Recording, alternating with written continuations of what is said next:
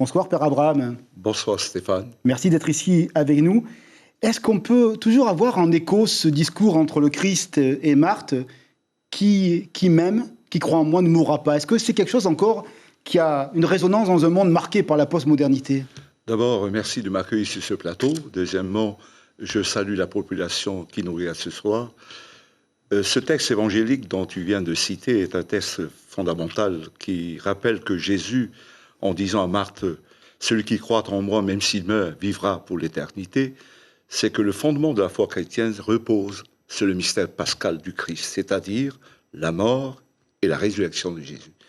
Voilà l'espérance chrétienne. Le chrétien croit en la vie. La mort n'est qu'un passage. La mort, comme dit saint Paul, c'est le salaire du péché.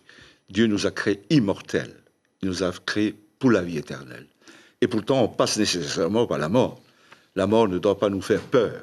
Au contraire, c'est un passage inéluctable. Qu'est-ce que vous pensez de cette phrase de Tchekhov? On n'est pas du tout dans la littérature évangélique, qui dit « Il faut enterrer les morts et réparer les vivants ». C'est ça la relation aussi à la source, réparer les vivants, leur donner cette part de consolation?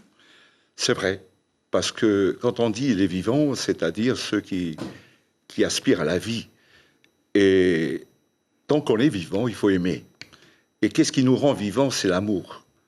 Comme tu disais tout à l'heure, l'amour prime au-dessus de tout.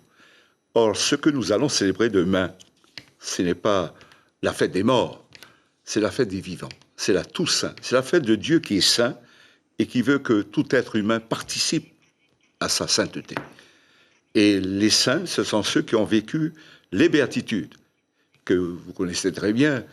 Bienheureux les cœurs purs, bienheureux les miséricordieux, bienheureux les artisans de paix, bienheureux ceux qui sont pour la justice. Tous ceux qui ont vécu ces béatitudes au quotidien, on les appelle les saints.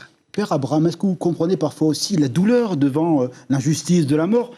On passe une phase Covid qui a vraiment brûlé, j'allais dire, des espérances. Des gens sont partis, parfois jeunes. Est-ce que vous comprenez parfois cette injustice? Et qu'est-ce que vous dites aux familles endeuillées par la pandémie qui nous a frappés avec beaucoup de virulence? C'est vrai ce que vous dites là, puisque à Faha, j'en ai enterré 40 Covidiens. Ce que les gens ont besoin, ces familles, ce qu'ont besoin, c'est de la présence. Parfois, nos mots sont pauvres pour illustrer quelque chose de douloureux. Parfois, il n'y a aucun mot à dire, si ce n'est que la présence. C'est ce que j'ai fait pendant cette pandémie auprès de ceux qui souffrent, en leur disant que nous sommes à leur côté, nous les accompagnons, nous sommes là pour les mener à la vie. Ce qui veut dire que l'Église de Papeete est fidèle à ce message de Vatican II, être dans les joies et les peines de tous les gens? Tout à fait, vous citez Gaudium Spes, c'est-à-dire dans les joies et dans les espoirs, que l'Église soit présente, que l'Église soit aux côtés de ceux qui souffrent, des abandonnés, des marginalisés. Merci beaucoup Père Abraham d'être venu ici à Pamataï pour nous parler de la Toussaint à travers le prisme de la religion catholique. Très bonne soirée à vous. L'information en continu sur Polynésie la première, Internet et réseaux sociaux.